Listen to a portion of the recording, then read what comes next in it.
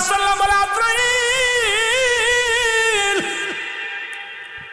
আমার রূহটা তুমি নিয়ে যাবে। বলে, জি, আপনার রূহটা নেওয়ার জন্য আল্লাহ পাক হুকুম দিয়েছে। আদম আলাইহিস সালাম বলে, একটু সময় দাও আমারে, আমার ছেলেদেরকে ডাক দে। বলে, ছেলেরা রে, তোমরা কে কোথায় আছো? আমি তোমার বাবা আদম, আমার পরাণে ফল খাইতে চাই, জান্নাতি ফল খেতে চাই, কারণ আমি মারা যাব, আমি দুনিয়া থেকে চলে যাব। আমার মন চায় ওই জান্নাতের মধ্যে নেওয়া খেয়েছিলাম, জান্নাতের মধ্যে অনেক ফল খেয়েছিলাম, আমার মন চায় একটু ফল খাইতে। আদমের সন্তানেরা ফলের সন্ধানে বাইর হয়ে গেলেন। শীষ আলাইহিস সালাম এসে ডাকতে বলে, আল্লাহর নবী আদম আলাইহিস সালাম, আপনি পৃথিবীর মধ্যে প্রথম মানুষ, নবী হিসেবেও প্রথম, তবে আদম নবীর আগেও কিন্তু আমার নবী রাহমাতুল লিল আলামিন, মুসলমান কিন্তু শরিয়াতে আদম আলাইহিস সালামকে আগে পাঠাইছে দুনিয়ার মধ্যে। শীষ আলাইহিস সালাম ডাকতে বলে, আব্বা জান, আপনিও নবী, আপনি আল্লাহর পয়গম্বর আর প্রথম নবী, প্রথম মানব, যেহেতু দুনিয়ার মধ্যে আপনি আল্লাহর কাছে চাইতে দেরি, আমার আল্লাহ দিতে দেরি না, আপনি চান। আদম আলাইহিস সালাম বলে, আমি ভুল করেছিলাম, ওই জান্নাতের মধ্যে অনেক আরামে এসেছিলাম, একটা ভুল করার কারণে আমি আদম বিতাড়িত হয়েছি। কোন মুখ নিয়ে আমি আল্লাহর কাছে চাইব জান্নাতি ফল?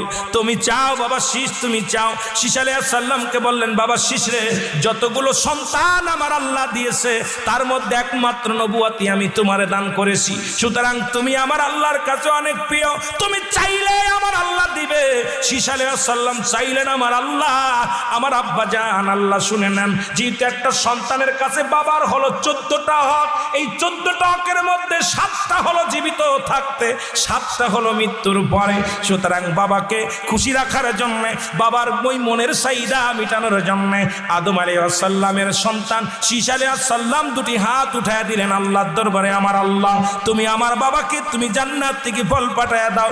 আল্লাহ বলে, এই আমার শীষ আজকে হাত উঠাইছে আমার দরবারে, আমার আদম আজকে ফল খাবে, যাও জান্নাতের মধ্যে জিবরিল আমিন, যাও ফল নিয়ে যাও, ওই নেওয়া ফল নিয়ে যাও, অন্যান্য ফলগুলো ঝাঁকা ভরে বেশি করে আমার আদমের কাছে নিয়ে যাও। আমার আদম অনেকদিন জান্নাতি ফল খায় না, আমার আদমরে আমি জান্নাতি ফল খাওয়াবো। জোরে জোরে বলো মারহাবা। ফল নিয়ে জিবরিল আমিন যখন ফেরেশতারা নিয়ে রওনা হয়ে গেলেন, আমার আল্লাহ ডাকতে বলে, ফেরেশতারা দাঁড়াও, জিবরিল দাঁড়াও, কারণ পৃথিবীর মধ্যে আমার আদমের যত সন্তান হয়েছে প্রত্যেকে জোড়ায় জোড়ায় একটা ছেলে একটা মেয়ে, আমার শীষের সঙ্গে কোনো জোড়া দিই নাই, সুতরাং আমার শীষ অবিবাহিত আছে, যেহেতু নবুয়ত পেয়ে গেছে, জান্নাত থেকে একটা সুন্দরী হুর নিয়ে যাও, কারণ দুনিয়ার কোনো মেয়ে শীষ আলাইহিস সালাম বিয়ে করবে না, দুনিয়ার মধ্যে আমি বরাদ্দ করি নাই শীষের জন্য, এই জান্নাত থেকে একটা হুর নিয়ে যাও, এই হুরের সঙ্গে শীষ আলাইহিস সালামের বিবাহ পড়ায় দিবা, কারণ আদম আলাইহিস সালামের দায়িত্ব একেতে শেষ হয়ে যাবে, কারণ আদম আলাইহিস সালাম, মুসলমান শোনো, আদম আলাইহিস সালাম ছিল নবী, উনি মৃত্যুর আগে ওনার একমাত্র অবিবাহিত সন্তান, ওকে যদি বিয়া করায় দাও আদম আলাইহিস সালাম তার দায় মুক্ত হয়ে যাবে, চলে যাও, তাড়াতাড়ি চলে যাও। এর জিবরিল আমিন যখন ফল নিয়ে চলে আসলেন, সঙ্গে করে জান্নাত থেকে এক সুন্দরী হুর নিয়ে চলে আসলেন। জোরে জোরে বলো মারহাবা। সুন্দরী এক হুর নিয়ে চলে আসলেন। বাবা শোনো, এবার যখন হুর নিয়ে আসলেন, ছাকা ধরে যখন ফল দিলেন, আদম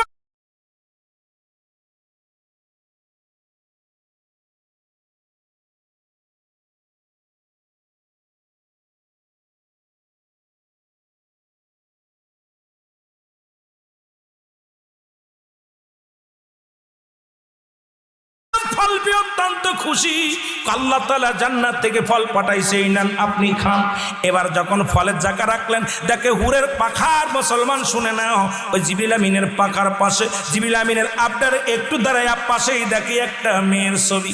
আল্লাহর নবী আদম আলাইহিস সালাম জিগায়, ও জিবরিল, ওই মেয়েটা কে রে? ওকে তো আমি দুনিয়ার মধ্যে দেখি নাই, এই মেয়েটাকে আমার চিনা চিনা লাগে, মনে হয় আমার চিনা চিনা লাগে। কয় হুজুর, এটা দুনিয়ার কোনো মানুষ না, আপনি ঠিকই ধরেছেন, দুনিয়ার কোনো মেয়ে নয়, আমার আল্লাহ তাআলা আপনার শীষের জন্য জান্নাত থেকে একটা হুর পাঠাইছে, এই হুরের লগে শীষ আলাইহিস সালামের বিবাহ পড়ায়া দিতে বলেছে। জোরে জোরে বলেন মারহাবা। আর একটু জোরে জোরে চিল্লায় বল আল্লাহু আকবার। আদম আলাইহিস সালাম বিয়ের আয়োজন করে দিলেন, বিবাহ হলো, যত মেহমান ছিল সবাই রে খাওয়াইলেন, ওই জান্নাতি ফল দিয়ে মেহমানদারি করলেন, জান্নাতি ফল খাওয়াইলেন যত যাত্রীর লোক এসেছিলেন। হ্যাঁ মুসলমান শোনো, আদম আলাইহিস সালামের ছেলে শীশ আলাইহিস সালামের সঙ্গে দুনিয়ার মধ্যে হুরের বিয়া হয়ে গেল। আমার বাবার আদম আলাইহিস সালামকে নেওয়ার জন্য আজরাইল পাঠায় দিলেন মালাকুল মউতকে। আদম কয়, ও মালাকুল মউত, একটু ধৈর্য ধরো, আমার সন্তানদের সামনে যখন আমার জানটা নিবা, হয়তো আমার চোখ দুটো বড় হয়ে যাবে, না হয় আমার মুখটা বড় হয়ে যাবে, নাই জিহ্বা বাইর হয়ে যাবে। কারণ ওই মালাকুল মউত আদম তো জানে, মৃত্যু জানতো না। আদম ডাকতে বলে, মালাকুল মউত রে, আমার কলিজার টুকরো সন্তানদের একটু দূরে যা। তাদেরকে ঘর থেকে বাইর করে দিলেন। ও মুসলমান শুনে নাও, একটু পরে আদম আলাইহিস সালামের রূহটা বাইর হয়ে গেলেন এই দুনিয়া থেকে। আদম আলাইহিস সালাম চিরবিদায় হয়ে গেল। মুসলমান শুনে নাও, আদম আলাইহিস সালামের লাশখানা পড়ে থাকলো, ছেলেরা কান্নাকাটি জুড়ে দিল, কিন্তু কি করবে, কেমনে দাফন করাইবে, কেমনে কাফন পরাইবে, কেমনে জানাজা পড়বে, কিচ্ছু জানা নাই। কারণ প্রথম মৃত্যুবরণ করলো আদম আলাইহিস সালাম, এই মানব জাতির প্রথম মৃত্যুবরণ করলো আদম আলাইহিস সালাম। এখন আপনাদের প্রশ্ন থাকতে পারে, ভাইজান আদমের ছেলে তো আগে মারা গেছে। হ্যাঁ গেছে, ওই হাবিল কাবিলের ঝগড়া আপনারা সবাই জানেন, ওই দৃশ্য তো আর আদমের ছেলেরা জানে না। কেমনে মাটি দিয়েছিল, কেমনে তার দাপন করেছিল, কেমনে তার কবর খুঁড়েছিল, কেউ তো জানে না। কিন্তু আদমের বংশের মধ্যে প্রথম মৃত্যুবরণ করলেন আদম আলাইহিস সালাম। আল্লাহ কয়, জিবরিল আমিন তোরা যাও জান্নাতের মধ্যে, জান্নাতি পানি নিয়ে আসো, জান্নাত থেকে কাপড় নিয়ে আসো, জান্নাত থেকে সুরমা নিয়ে আসো, জান্নাত থেকে তুমি নিয়ে আসো আতর গোলাপ নিয়ে আসো, আর তোমরা গোসল করাইবা, জানাজার নামাজ পড়বে। শীশ আলাইহিস সালাম যেহেতু দুনিয়ার মধ্যে পাঠাইলাম প্রথম মানুষ হিসেবে, ওই মানুষটার জানাজা পড়বে নিজের গৌরজ্জত সন্তান। ও মুসলমান শুনে নাও, জোরে জোরে চিল্লায়া বলা যাবে না মারহাবা। ওই হাবিল কাবিলের ঝগড়া আপনারা সবাই জানেন, ওই দৃশ্য তো আর আদমের ছেলেরা জানে না। কেমনে মাটি দিয়েছিল, কেমনে তার দাপন করেছিল, কেমনে তার কবর খুঁড়েছিল, কেউ তো জানে না। কিন্তু আদমের বংশের মধ্যে প্রথম মৃত্যুবরণ করলেন আদম আলাইহিস সালাম। আল্লাহ কয়, জিবরিল আমিন তোরা যাও জান্নাতের মধ্যে, জান্নাতি পানি নিয়ে আসো, জান্নাত থেকে কাপড় নিয়ে আসো, জান্নাত থেকে সুরমা নিয়ে আসো, জান্নাত থেকে তুমি নিয়ে আসো আতর গোলাপ নিয়ে আসো, আর তোমরা গোসল করাইবা, জানাজার নামাজ পড়বে। শীশ আলাইহিস সালাম যেহেতু দুনিয়ার মধ্যে পাঠাইলাম প্রথম মানুষ হিসেবে, ওই মানুষটার জানাজা পড়বে নিজের গৌরজ্জত সন্তান। ও মুসলমান শুনে নাও, জোরে জোরে চিল্লায়া বলা যাবে না মারহাবা। এই আদম নবী থেকে শুরু করে আজ পর্যন্ত যত মানুষ দুনিয়া থেকে বিদায় হয়ে গেছে, আমার দাদু ভাইয়েরা শুনে নাও, শুনে নাও। সুতরাং 1000 বছর জীবিত থাকা পরও মারা গেছে, সুতরাং আমি আপনিও মারা যাব, দুনিয়ার মধ্যে থাকবো না, থাকার জায়গা না। এই দুনিয়ায় থাকার জায়গা নয়, থাকার জায়গা নয়। এই জন্য পৃথিবীর মধ্যে 4 জন প্রতাপশালী বাদশা, 3 জনের নাম বলেছি, এখনো একজন বাদ আছে, তবে আমার মনে আছে রে মুসলমান। একজনের নাম হলো বলতেছিলাম বাদশা জুলকারনাইন মুসলমান, আর একজন হলো বাদশা সুলাইমান, আর কাফেরদের মধ্যে বাদশা নমরুদ, আর একজনের নাম হলো বুখতানসর।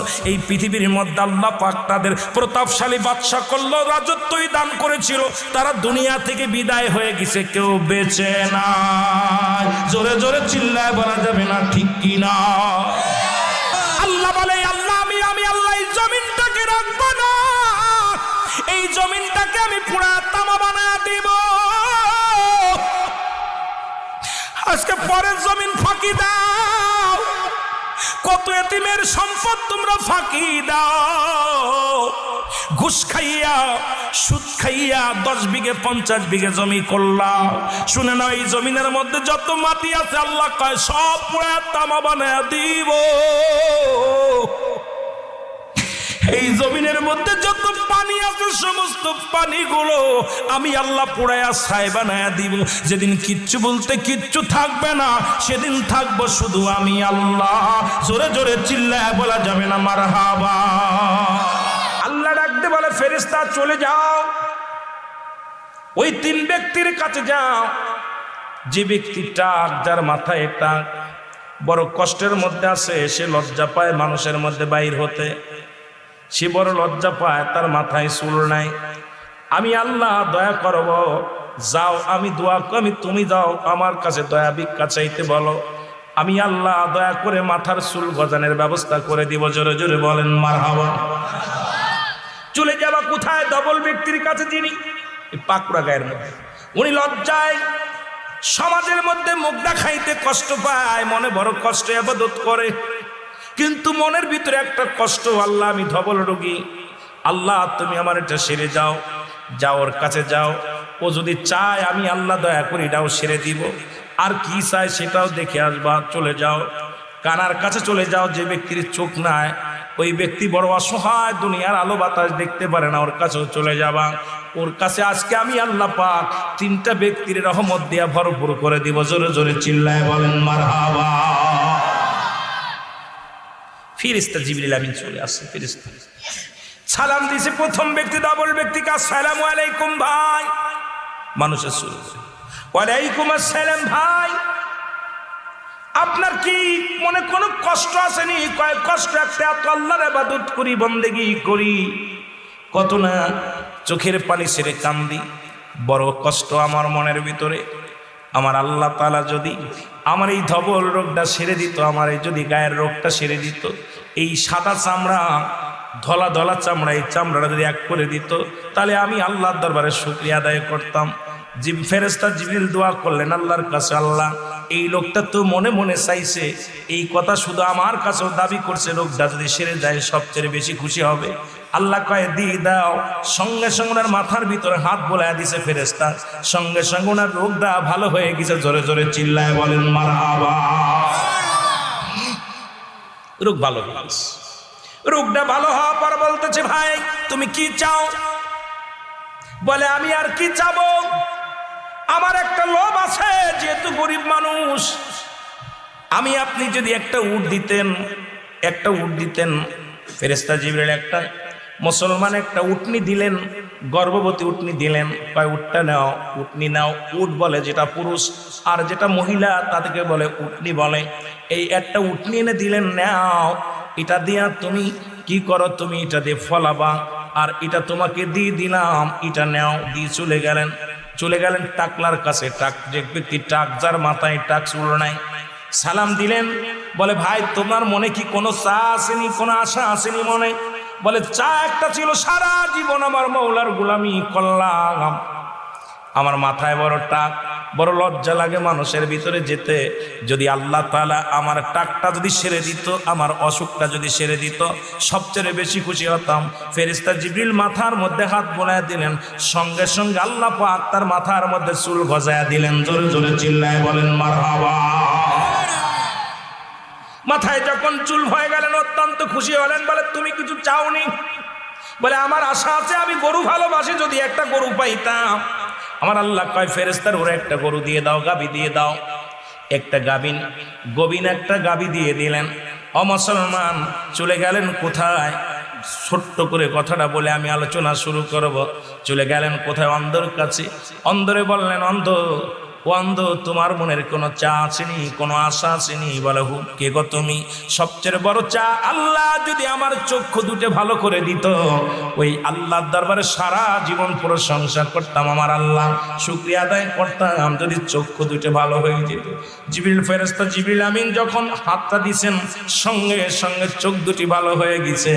বলে ভালো হওয়ার পর শুকরিয়া আদায় করে, আপনার কোনো আশা আসেনি?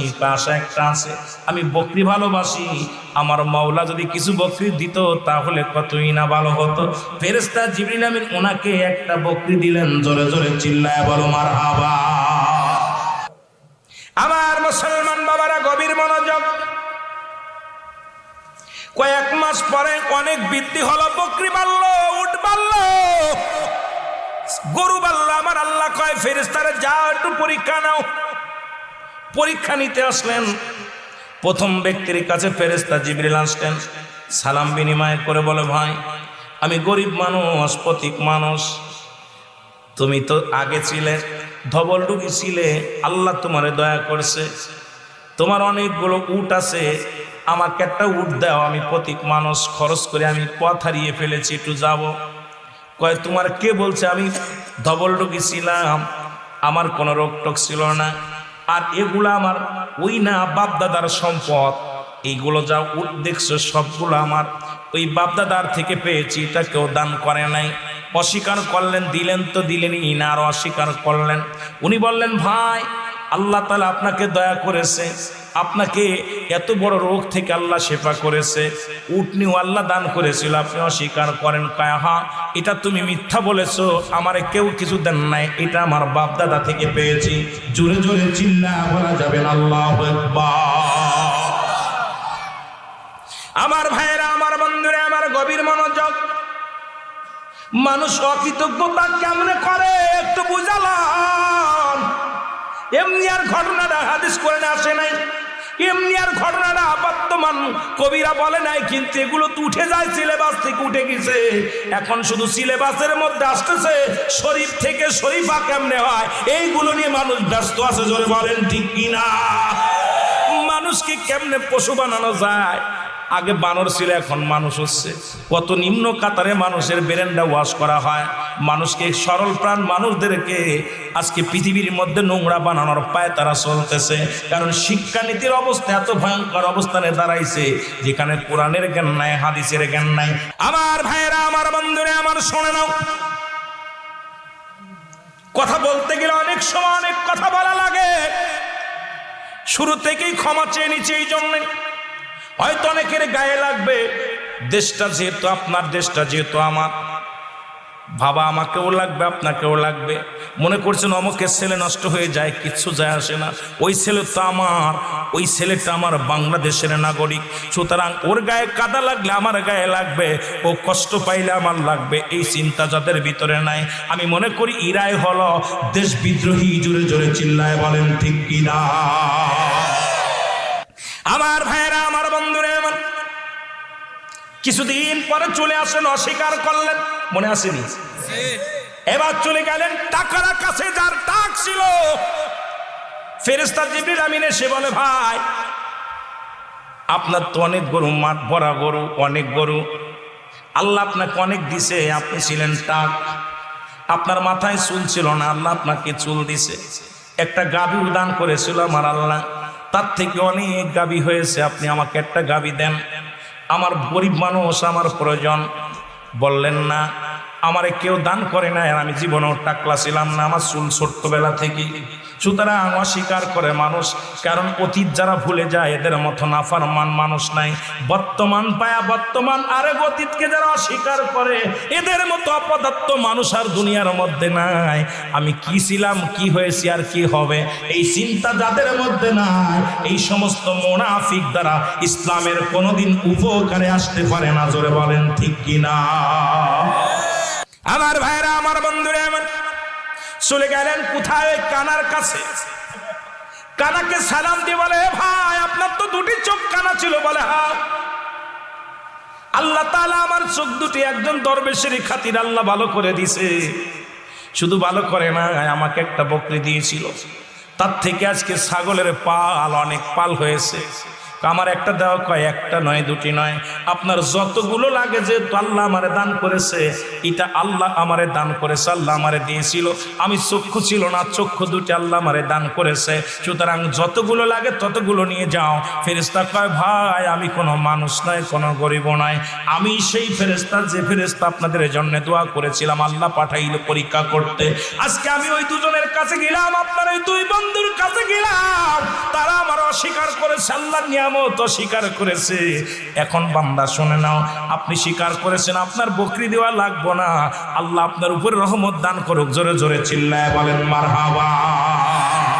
আর একটু জোরে জোরে চিল্লায় বলা যাবে না আল্লাহু আকবার। এ মুসলমান, গভীর মনোযোগ। এই জন্য আজকে কবর গোরস্থানের স্মরণের মাহফিল। পৃথিবীর মধ্যে তিনটা বিপদ, নাম্বার 1 হলো মানুষের মরণ,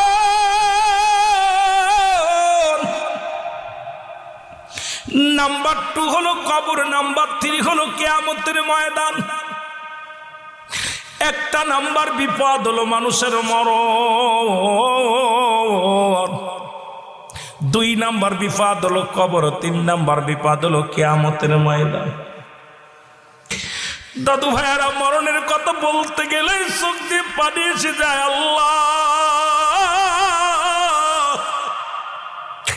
কোন দিন যেন আজরাইল চলে আসবে, কোন দিন যেন ধরা পড়ে যায়, কোন গোরস্থানে শুয়াইবে, কোন দোকানের কাপড় প্রস্তুতি আছে, কোন জারের বাঁশ কাটবে, কে আমারে দাফন করবে, কে আমারে দাফন করবে, কাফন পরবে। হে মুসলমান, গভীর মনোযোগ। মানুষের মৃত্যু হয় দুইটা টাইম, একটা হলো রাতের বেলা, একটা হলো দিনের বেলা। মুসলমান দিলের কান্ডা লাগা শোনো, পৃথিবীর মধ্যে আসার সিরিয়াল আছে যার কোনো সিরিয়াল নাই। দেখা যায় দাদা জিন্দা, নাতি নাই। দেখা যায় বাবা জিন্দা, সন্তান নাই। সন্তানের লাশ বাবার কাঁধে, বাবার লাশ সন্তানের কাঁধে। এই পৃথিবীর মধ্যে সন্তানের লাশ বহনকারী ব্যক্তি যার গো, ওই সন্তানের লাশটা কত ভারী। যারা তার বাবার লাশটা কবরে শোয়া পঞ্জন অনেকেই মারা গেছে, যারা বাবা মার লাশটা বিদায় করে দিছে সেই জানে বাবা মার লাশ কত ভারী। যারা আদরের সন্তান হারাইছে সেই জানে আদরের সন্তানের লাশটা কত ভারী। রে মুসলমান, আল্লাহ, ও আমার আল্লাহ, এই মানুষের মৃত্যু হয় দুইটা টাইম, একটা হলো রাতের বেলা, একটা হলো দিনের বেলা। দিন শুরু করেছিলাম, মৃত্যুবরণ করি না। রাত শুরু করেছি, মৃত্যুবরণ করি নাই। এখনো পর্যন্ত জিন্দা আছি। আল্লাহ, ওই মরণের আগে আমাদের ইমানকে তুমি সালিম করে দিও, ইমানকে মজবুত বানায়া দিও। আর মরণকালে মধুর কালেমা আমাদের জবানে বাইর করে দিও, লা ইলাহা। কত সাদের জীবন গড়লা, আজরাইল আইলো গো। যেদিন আয়া যাবে পালানোর কোনো জায়গা পাবি না। আজরাইল যেদিন আপনার আমার সামনে হাজির হয়ে যাবে, সেদিন পালানোর কোনো পথ পাওয়া যাবে না, রাস্তা খুঁজে পাওয়া যাবে না। আজরাইল নিয়ে যাবে। মুসলমান শুনে নাও, এই জীবনের ব্যক্তির জীবনের অমূল্য সম্পদের নাম হলো রূহ, আর মানব জীবনের অমূল্য সম্পদের নাম হলো ঈমান। যেমন রূহবিহীন বডির কোনো মূল্য নাই, এই বডিটার যদি মূল্য দিতে হয় আপনাকে এক নম্বর লাগবে রূহ কানা। এই রূহবিহীন বডির কোনো দাম নাই। রে মুসলমান শুনে নাও, আজকে কিছু কথা আমি বইলা যাই রে। আদি পিতা বাবা আদম আলাইহিস সালাম থেকে শুরু করে আখির নবী রাহমাতুল আলামিন পর্যন্ত যত পয়গম্বর, যত উম্মত দুনিয়ার মধ্যে আগমন করলো, সকলেরই মরণের পেয়ালা পান করা লাগছে। জোরে বলেন ঠিক কিনা? ফিরাউন, নমরুদ, কারুন, যারা পৃথিবীর মধ্যে খোদাই দাবি করেছিল তাদেরও মরণের পেয়ালা পান করা লাগছে। আজকে আপনাদের এলাকার মধ্যে যাদের ভয়ে থরথর করে মানুষগুলো কাঁপত, আজকে তাদের কবর উপর দিয়ে কুত্তা শেলে পায়খানা করে, কবর থেকে খেদানোর মতো ক্ষমতা আল্লাহ দেয় না। যাদের ভয়ে এলাকার মানুষগুলো ভয়ে থাকতো, নেতার ভয়ে, মেম্বারের ভয়ে, চেয়ারম্যানের ভয়ে এলাকার মানুষগুলো থরথর করে কাঁপত, আজকে তাদের কবর উপরে দিয়া গরু ছাগলে ঘাস খায়, কবর থেকে খেদানোর মতো ক্ষমতা আল্লাহ দেয় নাই। সুতরাং এত মস্তানি কেন? কার জন্য ঘুষ খাও, কার জন্য সুদ খাও, কার জন্য জিনা বিচার করো, কার জন্য অন্যায় করো গো, কার জন্য তুমি দুনিয়ায় নামাজ ছেড়ে দিলা, কার জন্য তুমি ইসলামের বিধান বই লাগিলা, কার জন্য তুমি সুদ খাও, ঘুষ খাও। এই দুনিয়ার সম্পদ খাবে লোকে, তোমার দেহ খাবে ওকে। জোরে জোরে বলেন ঠিক কিনা? চারজন ব্যক্তি প্রতাপশালী বাদশা ছিল, তাদের মধ্যে মুসলমানদের মধ্যে দুজন, কাফেরদের মধ্যে দুজন। মুসলমানদের মধ্যে দুজন, একজনের নাম হলো নবী সুলাইমান। আল্লাহ তাকে এমন পাওয়ার, এমন ক্ষমতা দিলেন, যিনি সমস্ত প্রাণীর ভাষা বুঝতেন। মুসলমান শুনে নেন, তাকে আল্লাহ পাক একটা সিংহাসন দান করলেন, যা দ্বারা কোনো পেট্রোল লাগতো না, ডিজেল লাগতো না, কোনো তেল লাগতো না, হাওয়া লাগতো না। সারা পৃথিবী ঘুরে ঘুরে, উড়ে উড়ে সারা পৃথিবী ভ্রমণ করতেন। জনে জনে চিল্লা বলা যাবে না মারহাবা। এই নবী সুলাইমান কি বেঁচে আছে না মরছে? কথা কয় না কেন?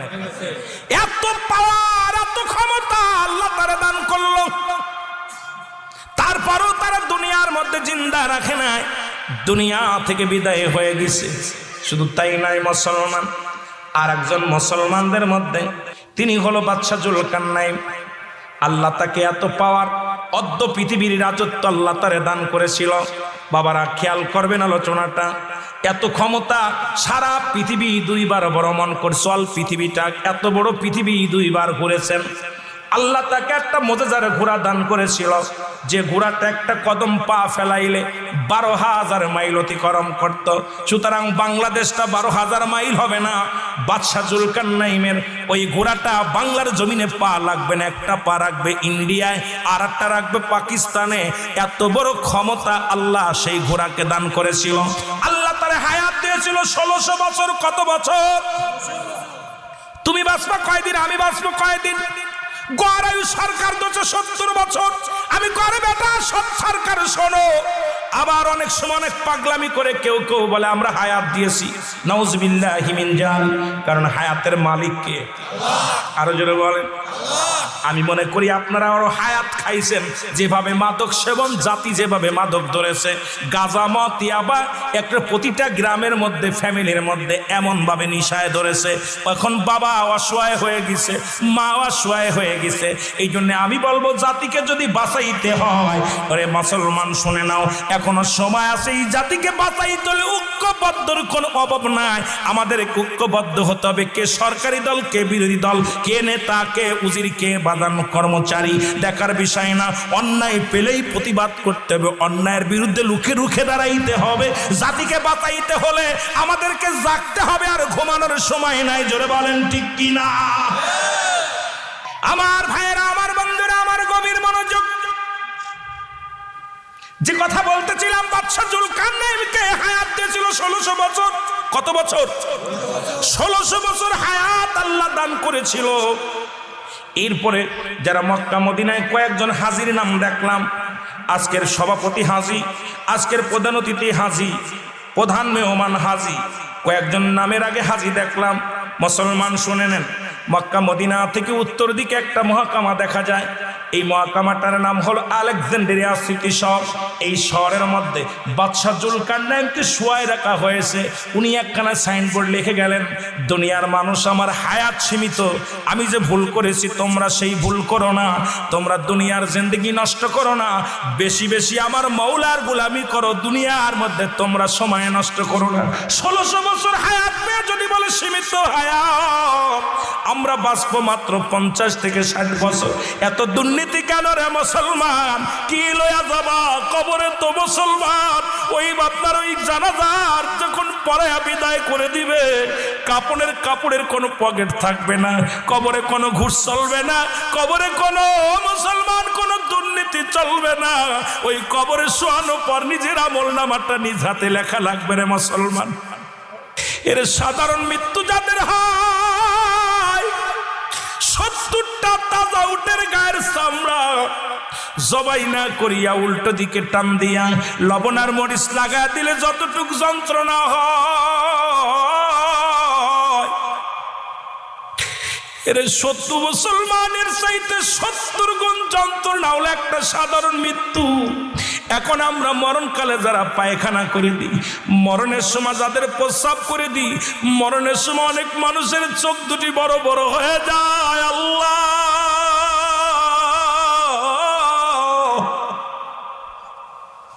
এর মরণের সময় অনেকের জিহ্বা খাত বাইর হয়ে যায়, তাদের মরণটা কত কঠিন হয়।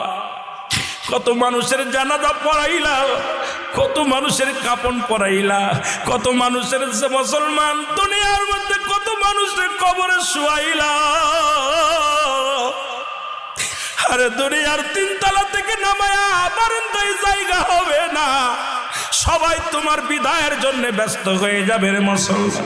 এই জন্য আমি আপনাদেরকে বলে যাই, এই দুনিয়ার প্রেম ছেড়ে দিয়ে আমার মৌলার প্রেম করো, আবার আল্লাহর গোলামি করো, নামাজ পড়ো, হালাল খাও, হারাম খেতে করো না। কারণ এই দুনিয়ার সব কিছু পরে থাকবে, তুমি থাকবা না। জোরে বলেন ঠিক কিনা? আমার বাবারা গভীর মনোযোগ। বলতেছিলাম 4 জন ব্যক্তি প্রতাপশালী বাদশাহ, মনে আসেনি রে বাবা? 2 জন হলো মুসলমান, 2 জন হলো কাফের। বাদশা জুলকারনাইনও মরা লাগছে। কাফেরদের মধ্যে দুজন, একজনের নাম হলো নমরুদ।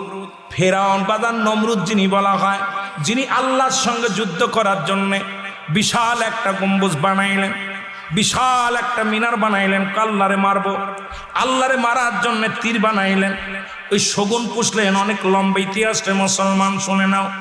আল্লাহ পাকরে মারার জন্য তীর যখন ছুড়লেন, এই তীরটা যায় আল্লাহ কয় জিবরিল আমিন তীরটা লাগাও, তীরটা নিয়ে লাগায় দাও, একটু রক্ত লাগায় দাও। রক্ত লাগায় দিছে রে মুসলমান। কয় আল্লাহরে খুন করেছি, এখন আমি নিজেই আল্লাহ হয়ে গেছি, কারণ আল্লাহর দুনিয়ার মধ্যে নাই, জমিনের মধ্যে নাই।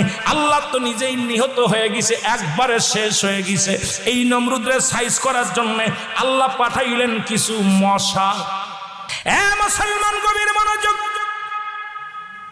যে কথা বলতেছিলাম আমার বাদানেরা দিলের কান্ডা লাগা শুনে নাও।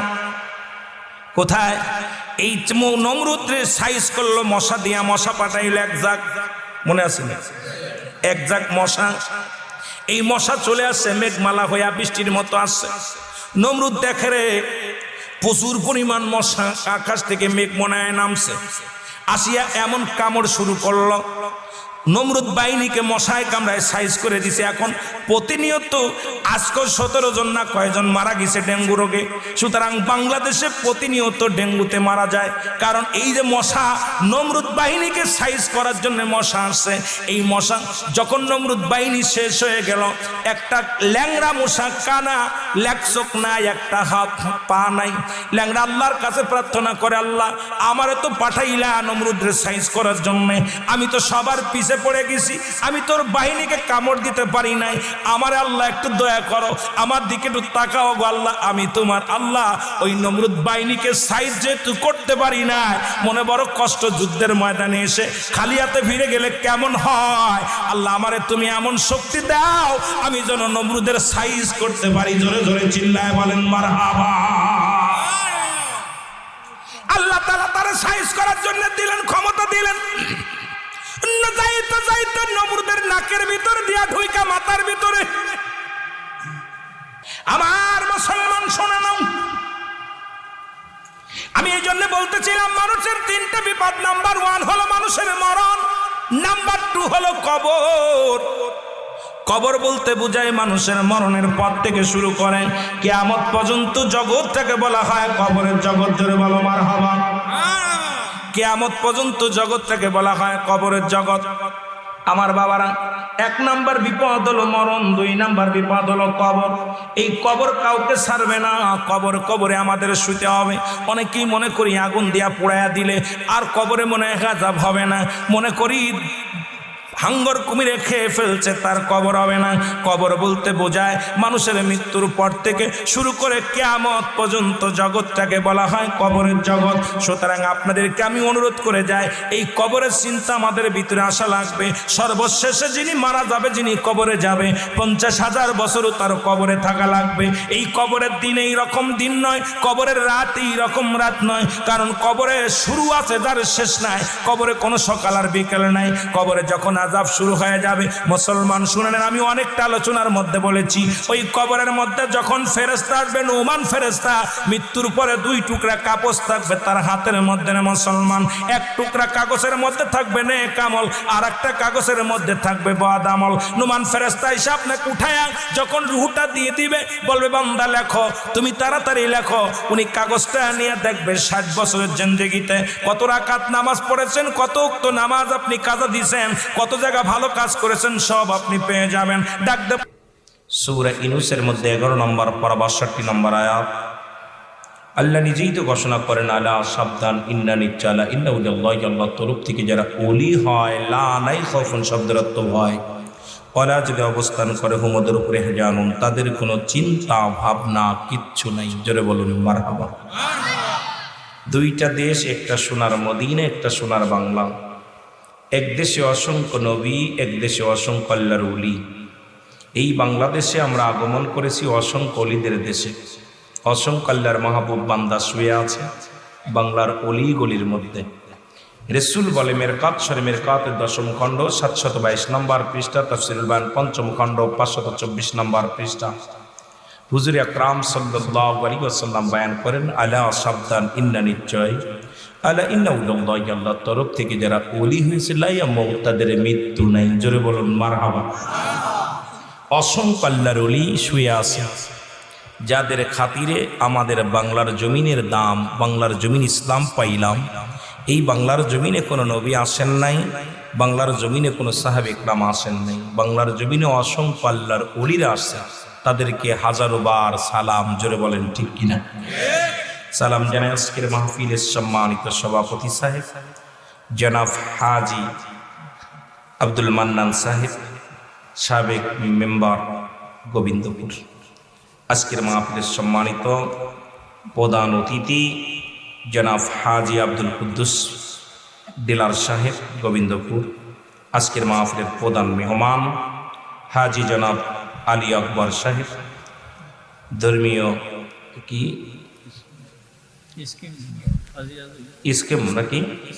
Scheme manager Gobindapur.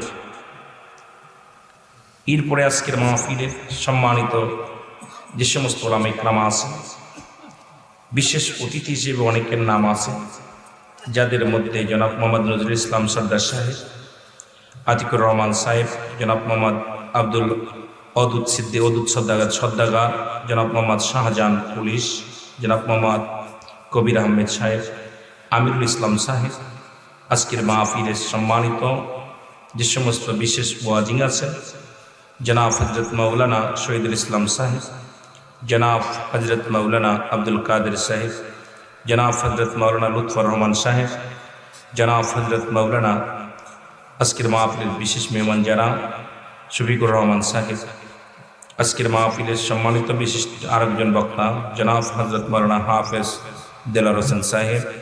আজকের মাহফিলের বিশেষ বক্তা যিনি আমার আগে আলোচনা করলেন জনাব হজরত মৌলানা মুফতি আব্দুল কুদ্দুস সাহেব, অন্যান্য ওলামা ইকরাম, মুসলিম ইমাম সব মুসল্লিগণ, সামনের অনুষ্ঠান শেখান জাকেরাম, ধর্মপ্রাণ মুসলমান ভাই বন্ধুগণ, পর্দারের মা বোনেরা, সকলকে জানাই সালাম, আসসালামু আলাইকুম ওয়া রাহমাতুল্লাহি ওয়া বারাকাতুহু। কে বা কার জন্যে কান্দে, কে বা কার জন্যে দরদ আছে? এই দুনিয়া থেকে আপনাকে আমাকে চলে যেতে হবে। এই দুনিয়া থাকার জায়গা না, কেউ ছিলাম না, থাকবো না। জোরে বলেন ঠিক কিনা? অতীতেও যারা এসেছিল চলে গেছেন, বর্তমানে যারা আছে এরাও চলে যাবে, ভবিষ্যতে যারা আসবে এরাও চলে যাবে। কুল্লু নাফসিন যায়কাতুল মউত, প্রতিটা প্রাণীর মৃত্যুর স্বাদ গ্রহণ করতে হবে। মরণ নাই কার কার একটু হাত তোলেন দি, কেউ আছে? মরণ নাই? মরণ আছে। মরণের পেয়ালা পান করতে হবে। আজরাইল আলাইহিস সালাম, হাসি নয় বাবা, আমি হাসির ওয়াজ করতে পারি না, আমি হাসির ওয়াজ করতে পারি না। আমার কথা হলো যতক্ষণ তা পর্যন্ত আমি আপনাদের ভিতরে থাকব, মাছের চোখের মতো একটু পানি গড়ায় ফেলবে, এই চক্ষু দুটি আল্লাহ জাহান নামে দিবে না। মাহফিল তো এখন মাহফিল নাই। যে অবস্থা দেখি মিডিয়ার যুগে, এমন একটা অবস্থানে আমরা দাঁড়িয়ে গেছি, এখন কচুর পাতার উপরে যেমন পানি রাখা যায় না, বর্তমান জামানায় আলেমুলামার ওয়াজের অবস্থা এমন অবস্থা দাঁড়াইছে যা দ্বারা আমরা ইমান রাখা বড় দায়ী হয়ে গেছে। জোরে বলেন ঠিক কিনা? কারণ এক একটা ফতুয়া, এক একজন, এক এক আলেমের এক এক ফতুয়া, আর মিডিয়াতে তাকাইলেই সাধারণ পাবলিক আছে বিপদের মধ্যে, কোনটা মানবে কোনটা মানবে না, কোনটা ধরবে কোনটা ধরবে না। এ বলতেছে সোহটুপি, ও বলতেছে গোল টুপি, ও বলতেছে ফারা পাঞ্জাবি, ও বলতেছে গোল পাঞ্জাবি, ও বলতেছে 7 হাত পাগড়ি, ও বলতেছে 14 হাত পাগড়ি, কে বলতে 3 হাত পাগড়ি। এই মোটামুটি এই যে অবস্থা শুরু হলো, মানে এটা সিম্পল খালি আপনাদেরকে বোঝানোর জন্য বলতেছি। একটা ফতোয়ার লগে আর একটা ফতোয়ার মিল নেই। একটা অবস্থাটা যে বিরাজ করতেছে বর্তমান, বাতিলেরাও যেভাবে শুরু করছে, সুন্নিরাও যেভাবে শুরু করছে, সুন্নি আলেমরাও যেভাবে দরাদরি শুরু করেছে, এটা একজনের ভুল থাকলে সমাধানের জন্য তাকে বসতে হবে, বলতে হবে দাদা ভাই এই ভুলে যেতে হবে, এটা করতে হবে। এটা এই মিডিয়ার মাধ্যমে যা শুরু হয়ে গেছে, ইহুদি নাসারারা আমাদেরকে হাতে তালি দিতেছে, কারণ তারাও চায় মুসলমান জাতিকে শেষ করার জন্য মুসলমান দিয়ে মুসলমানদের শেষ করতে হবে। আপনি দেখেন রাসূল আকরাম সাল্লাল্লাহু আলাইহি সাল্লাম শুধু এখান থেকে না, আদি পিতা থেকে শুরু করে যত মানুষ পৃথিবীর মধ্যে হত্যা হয়েছে অধিকাংশই মুসলমানদের হাতে, মুসলমান ওই মুনাফিকদের হাতে আক্রমণ হয়েছে, যেটা বলেন ঠিক কিনা? এক মুসলমান আর এক মুসলমানের হাত হত্যার কারণ দেখেন আপনি। কোথায় ওই চলে যান, কোথায়? কারবালার প্রান্তে চলে যান। আলী রাদিয়াল্লাহু তাআলাকে কে হত্যা করলো? উসমানকে কে হত্যা করলো? আবু বকরকে কে হত্যা করলো? যত সাহাবীরা ছিল তাদেরকে কে হত্যা করেছে? হত্যা করেছে আমার মতো নামধারী কিছু পশু আলেম, জোরে বলেন ঠিক কিনা? আমার মতো কিছু নামধারী মুনাফিক মুসলমান। এই জন্য আল্লাহ কামিনান নাস, মানুষের মধ্যে মায়া করল, তারা বলবে আমান্না, তারা ঈমান আনছে বিল্লাহি, আল্লাহর প্রতি, বিল আখির, আখিরাতের প্রতি বিশ্বাস স্থাপন করছে। আমা হুম বিমুমিনিন, আল্লাহ বলে হাবিব রে, একদল বেঈমান মুনাফিক আপনার কদমের মধ্যে যাবে। এই মুনাফিকগুলো আপনার কাছে যাওয়ার পর তারা ইমানদার বলে দাবি করবে, আবার যখন মুনাফিকদের কাছে যাবে তারা বলবে আমরা ধোঁকা দিতে গিয়েছি।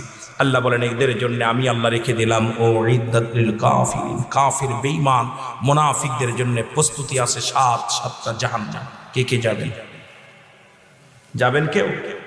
কথা আমার বুঝতেছেন?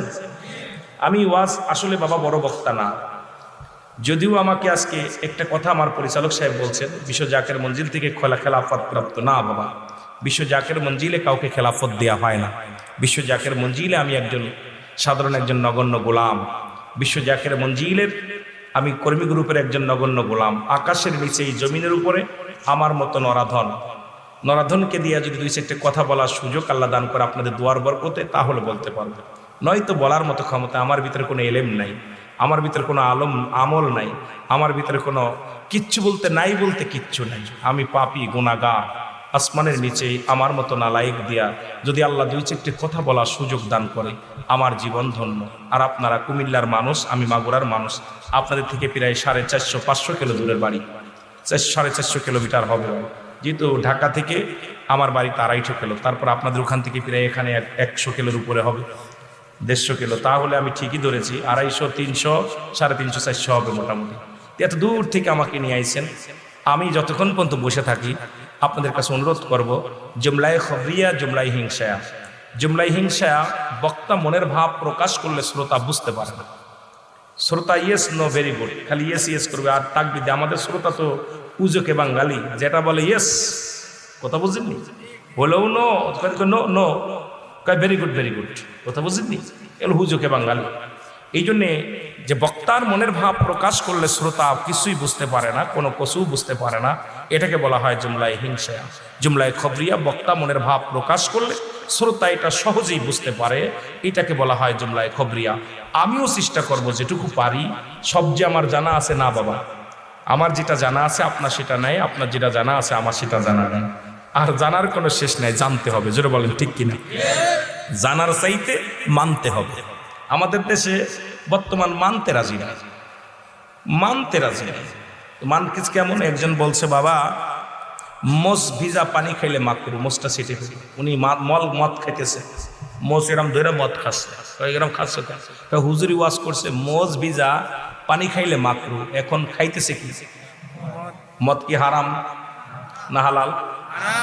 মোষ ভিজা কি মাকরু, খাচ্ছে হারাম, মোষ ভিজে যাবে মিলে মোষটার উঁচু করে চলে যাচ্ছে। তা আমাদের অবস্থা এরকম, ওয়াজ শুনতেছি কিন্তু আসলে দাদা ভাই এখন মুসল্লি দেখবেন, আমি হিসাব করে দেখছি 2-4 বছর পরে মাহফিলের ময়দানে মানুষ আসা বন্ধ হয়ে যাবে।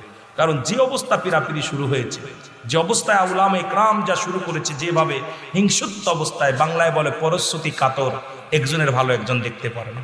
আল্লাহ পাক কাকে কখন উঠাবে, কাকে কোথায় নামাবে আল্লাহই ভালো জানে। কিন্তু মানব জাতি, এই দুই পায়ে জাতি, আল্লাহর রাসূল বলছে বাল হুয়া কেলাব, এই দুনিয়াটা হলো পচা দুর্গন্ধ মরি।